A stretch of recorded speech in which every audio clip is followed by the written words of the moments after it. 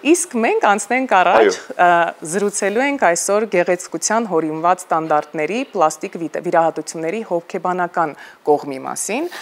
քանի որ շատ կարևոր թեմա է իրականում։ օր ենք ընտրել եւ հենց շատ կարևոր թեմայի մասին այսօր զրուցելու ենք կլինիկական հոգեբան Երևանի Պետական Բժշկական Համալսարանի դասախոս Անի Եղիազարյանի հետ։ Բարի լույս։ Բարի լույս եւ թույլ տվեք նաեւ առիթից օգտվելով շնորհավորեմ ձեզ այս գեղեցիկ օրվա կապակցությամբ, սա մեր ամբողջ թիմի անունից։ Սիրով։ Շնորհավորենք, այո, եւ անցնենք։ Ես շնորհավորում եմ Լուսինե։ Շնորհակալություն։ Շնորհակալություն եւ իրականում շատ հետաքրքիր է թե ինչպես է ձևավորվում հասարակությունում այդ գեղեցկության ստանդարտները։ Ով է թելադրում։ Երևի գաղտնիք չեմ բացահայտի, եթե ասեմ, որ գեղեցկության ստանդարտները բոլոր ժամանակներում եղել են եւ ինչ որ կերպ ուղակի կամ անուղակի ձևով պարտադրվել են մարդկանց։ Եվ անգամ մեր ժամանակներում էլ տարբեր այսպես մշակույթներում այդ նույն ստանդարտները տարբեր են։ Թվում է թե մենք հիմա ավելի ազատ հասարակության մեջ ենք ապրում, ազատ մտածելակերպ, ազատ մտքի արտահայտում, բայց միևնույն այդ ստանդարտները ուղղակի թե անուղղակի կերպով մեզ հրամցվում են։ Թելադրողները կան, ստանդարտները պարզապես փոփոխության են ենթարկվում։ Ստանդարտները, այո, տարբեր ժամանակներում, այսինքն եթե օրինակ հիմա մենք մեր ժամանակից մեր գեղեցկության ստանդարտներով տեղափոխվենք օրինակ 17-րդ դար, միգուցե որևէ կերպ չհամապատասխանենք այն ժամանակվա ստանդարտներին։ Բայց այսօր սոցցանցերի դերը շատ մեծ է։ Շատ։ Եվ ես կարծում եմ ոչ միայն սոցցանցերը, այլ նաև մեր հասարակությունը, շրջապատը, որովհետև երբեմն ինձ թվում է, որ կանայք մրցակցության մեջ են մտնում։ Ոչ միայն կանայք իրականում, բայց դա այսօր կանացորն է, մի քիչ կանանց մասով ենք խոսում։ Պարտադրվում են ստանդարտները, բայց թե ինչքանով ենք ընդունում այդ ստանդարտները, դա բավական անհատական է։ Այսինքն ինչ դրդապատճառներ են մեզ ստիպում փորձել համապատասխանել այդ ստանդարտներին։ Ինչու ենք մենք դա անում։ Եթե խնդիրը ավելի ընդունված, ավելի որոշակի խմբի ստանդարտներին համապատասխանելու համար է դա արվում, ոչ միշտ են հետևանքները լինում այնքան դրական, ինչքան որ ակնկալվում են։ Եվ ամենակարևոր հարցը, ինչպես են այդ ստանդարտները ազդում հոգեբանական, ինչ խնդիրներ են առաջացնում։ Ավելի շուտ ես կմոտենայի այս հարցին հակառակ կողմից, ինչն է մեզ ստիպում համապատասխանել, հետևել, այո, ձգտել համապատասխանել այդ ստանդարտներին, պատճառները կարող են լինել բազմազան։ Մենք բոլորս մարդը սոցիալական էակ է, այսպես թե այնպես մենք ձգտում ենք համապատասխանել որոշակի ստանդարտների, այսինքն մեզ համար միևնույն չէ, թե ինչ տեսք ունենք մենք, չէ՞։ Եվ կախված նրանից, թե ինչպիսի ինքնավերաբերմունք ունի մարդը, ինչպիսի ինքնագնահատական ունի, ինչքանով է բավարարված իր արտաքինով, մենք կարող ենք որոշակի կերպով ձգտել այդ ստանդարտներին համապատասխանել։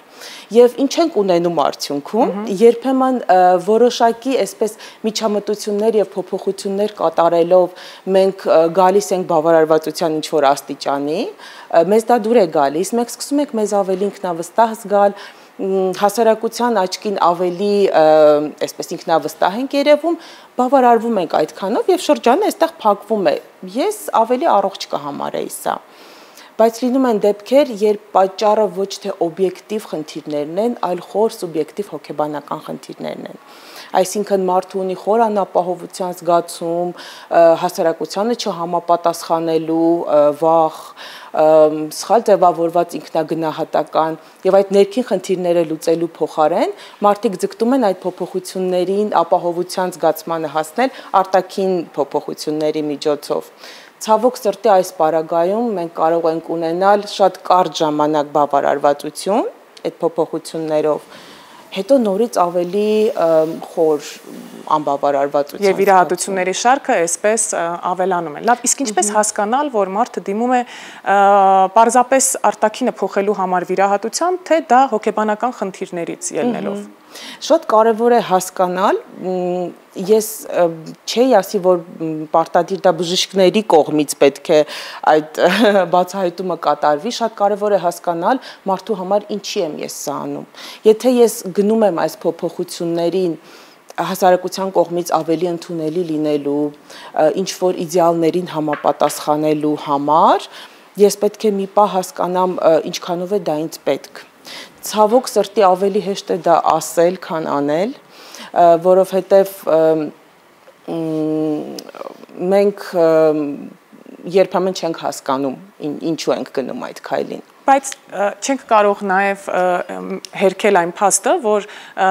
պլաստիկ վիրահատությունը երբեմն բարձրացնում է ինքնագնահատականը։ Միանշանակ, շատ համաձայն եմ, համոզմիտ եմ։ Ամեն ինչ հաջող է անցնում։ Եվ մեկ անգամ է լինում դա կամ երկու կամ մաքսիմում երկու անգամ։ Եթե համեցեք։ Ընդհատեցի ձեզ ներողություն։ Եթե մենք կատարում ենք այդ փոփոխությունը, օրինակ վերցնենք մի իրավիճակ, երբ մարդը իր մարմնի ինչ որ հատվածով բավարարված չէ, կարծում է, որ գեղեցիկ չէ իր մարմնի այդ հատվածը, օբյեկտիվորեն դա խանգարում է իրեն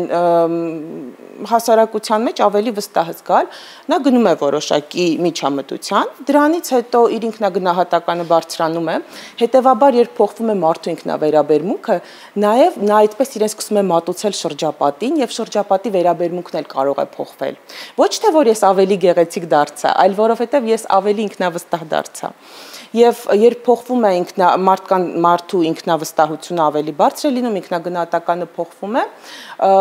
այսքանով կարող է շրջանը փակվել։ Մարդը իրեն զգում է վստահ, սակայն երբեմն այդ վստահությունը կարող է շատ կարճ ժամանակ տևել, որովհետև խնդիրը ամենևին էլ արտաքին փոփոխությունների մեջ չէր։ Ցավոք սրտի այս պարագայում մենք կարող ենք հանդիպել շատ այլ բարդությունների,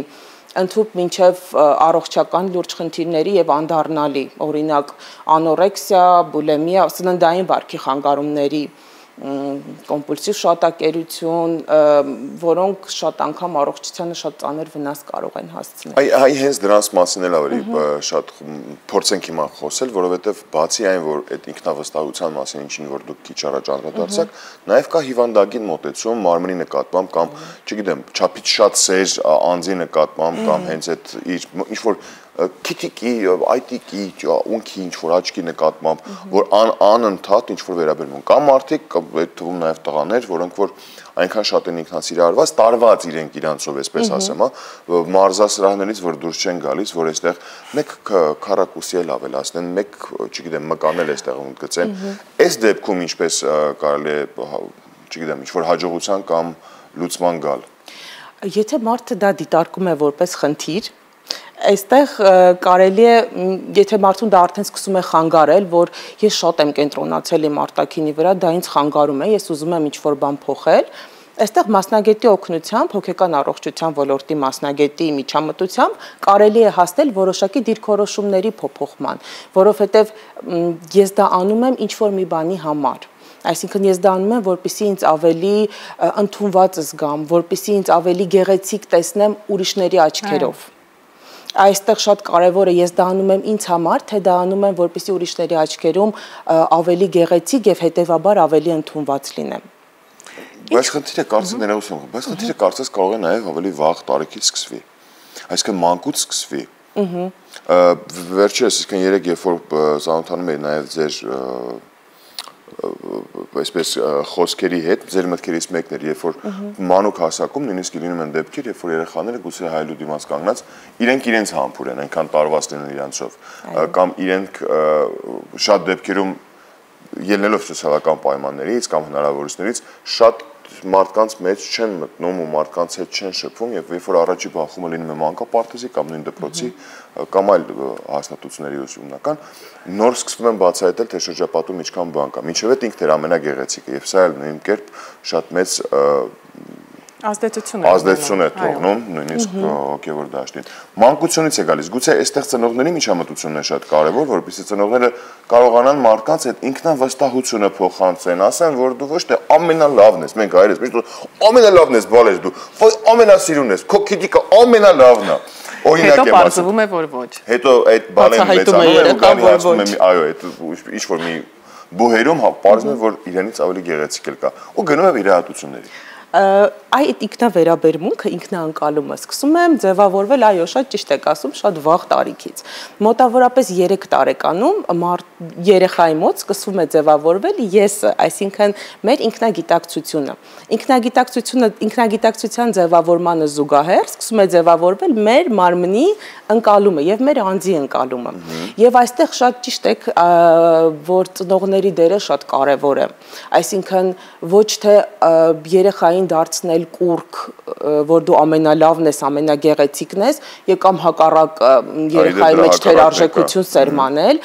այլ այստեղ շատ կարևոր է երեխային տալ adekvat հետադարձ կապ իր արտաքինի, իր անձի որոշակի այլ որակների վերաբերյալ, իհարկե տարիքի համապատասխան եւ ձևավորմանը զուգընթաց։ Եվ շատ դեպքերում դաստիարակության սխալ ոճի հետևանքով մենք կարող ենք ունենալ այնպիսի պատկեր, երբ մարդը կամ բացարձակ բավարարված չէ իր արտաքինով, որը էլի իր տակ բավական խոր հոգեբանական պատճառներ ունի, ապահով չի զգում ինքն իր մարմնում, իսկ քանի դեռ ինքն իր մարմնում ապահով չի զգում հոգեպես, ֆիզիկական փոփոխությունները կարող են եւ արդյունք չտալ, երկարաժամկետ արդյունք չտալ։ Ինչ խորհուրդ կտաք այսօր մեր երիտասարդ աղջիկներին, տղաներին, ովքեր իսկապես ճնշված են այսօրվա ինստագրամյան այդ գեղեցկության պատկերով։ Ստանդարտները թելադրվում են, թվում է թե շատ անուղակի, բայց ես կասեի բավական ուղակի պարտադրվում են եւ թե ինչպես դրանք կազդեն մեզ վրա, կախված է թե ինչպես մենք կընդունենք այդ ստանդարտները։ Ինչ խորհուրդ կտայի, իհարկե ասելը ավելի հեշտ է, ինչպես ասեցի, քան անելը, բայց շատ կարևոր է սիրել եւ ընդունել ինքդ քեզ, այն մարդուն, ում արտացոլանքը դու ամեն օր տեսնում ես հայելու մեջ, որովհետեւ միայն սիրելու եւ ինքդ քեզ ընդունելու միջոցով է, որ դու կարող ես հասնել լիարժեք բավարարվածության, կարող ես վայելել կյանքը, կարող ես adekvat ինքնագնահատական ձևավորել, այլապես որևէ փոփոխություն արտաքինի մեջ չի բերելու ներքին բավարարվածության, եթե դու քեզ քննադատում ես ոչ թե ընդունում։ Եվ ներքին հանգստության։ Ես մեր զրույցից հասկացա մի բան, որ եթե բոլոր այն պացիենտները մինչ վիրահատության գնալը շփվեին կամ ունենային գոնե մեկ անգամ հնարավորություն հոգեբանի հետ խորհրդակցելու, ապա շատ վիրահատություններ այսօր կկանխվեին։ Շատ, Լուսինե ջան, ճիշտ եք ասում, եւ շատ երկրներում դա ընդունված պրակտիկա է, որ որոշակի էսթետիկ վիրահատական միջամտություններից առաջ անպայման կոնսուլտացիա է նշանակվում հոգեկան առողջության մասնագետի հետ։ Հենց դրա մասին էի ուզում բարձրաձայնել, որ հուսամ մեկ օր մեզ մոտ էլ այդպիսի մի բան կլինի եւ վիրահատությունների թիվը պլաստիկ վիրահատությունների մասին է խոսքը գնում, եթե ոչ առողջական խնդիրներ պետք է լուծել այդ հարցը։ Ապա կկանխվեր։ Այո, շատ շնորհակալություն, իրականում համաձայն եմ ես էլ, շատ շնորհակալություն մեր հյուրին, եւ մենք էլ հուսանք, որ մեր թե